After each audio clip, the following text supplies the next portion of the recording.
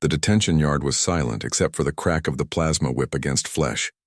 Sergeant Vale hung from the restraint posts, arms spread wide, as the overseer delivered another strike across his back. The wound sizzled and smoked. Vale's jaw clenched, but he didn't scream. He wouldn't give them that satisfaction.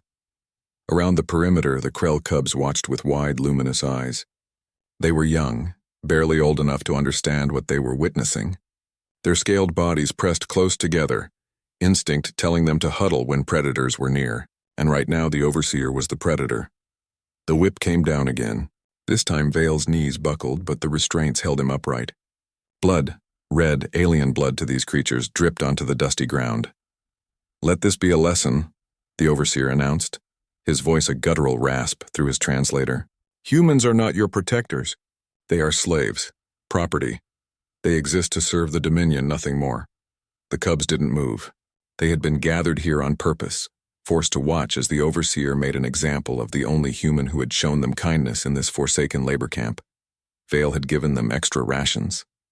He had shown them how to repair the broken water recycler so they wouldn't go thirsty. He had taught them human words, silly things like friend and hope, concepts that didn't translate well into Krell. Now they watched him pay for it. Another strike. Vale's vision blurred. He counted the hits in his head. 17, 18. The overseer was methodical, spacing them out just enough that Vale wouldn't pass out too quickly. "You will learn," the overseer continued, circling Vale like a carrion bird. "That attachment is weakness. That compassion is a flaw. The Dominion does not tolerate weakness." From the crowd of cubs, a small voice spoke up. "Stop." The overseer paused mid-swing, his massive head turned toward the group. The cubs shrank back, all except one, the smallest one, Rin.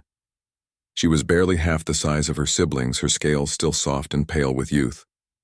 But she stepped forward, her clawed feet scraping against the ground with more courage than her trembling body suggested.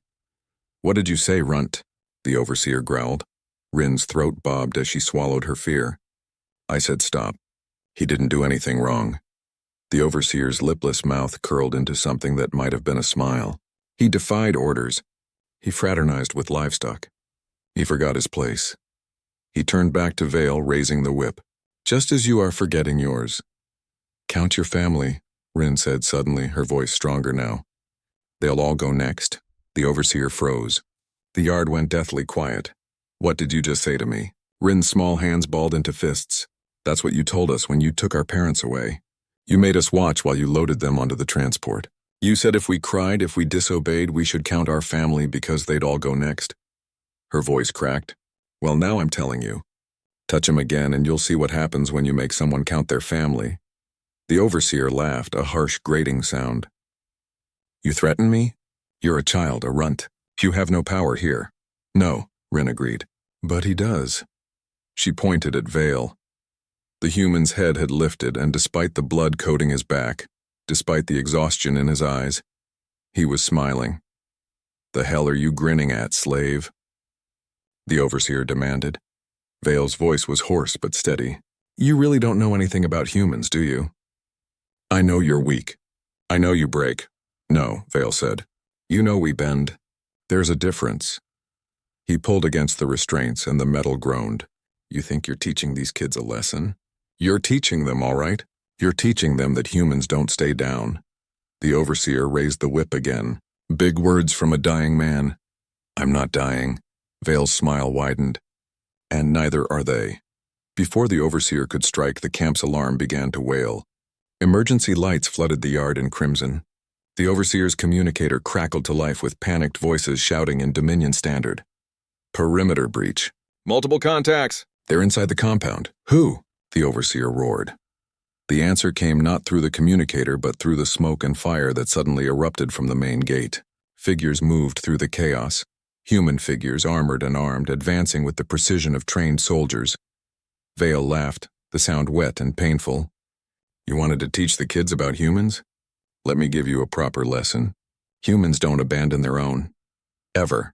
The rescue team moved like a storm through the camp. Plasma fire lit up the night. The overseer turned to run, but Rin was faster than she looked. She lunged, her small claws raking across the back of his leg. He stumbled, and that was all the opening the human soldiers needed. Within minutes, it was over. A soldier with medic insignia rushed to Vale, cutting the restraints. He collapsed forward, but strong hands caught him. "Easy, Sergeant. We've got you." Vale's vision swam, but he managed to focus on the cubs huddled together, watching with those same wide eyes. Rin stood apart from them, staring at him. He raised a trembling hand and gave her a weak salute. She mimicked the gesture. Her small hand pressed to her forehead in an approximation of human military respect. "Friend," she said in halting English.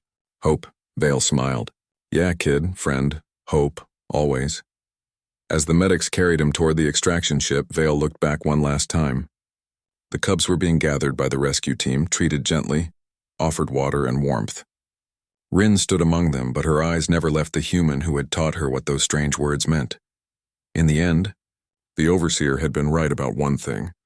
This had been a lesson, just not the one he intended to teach.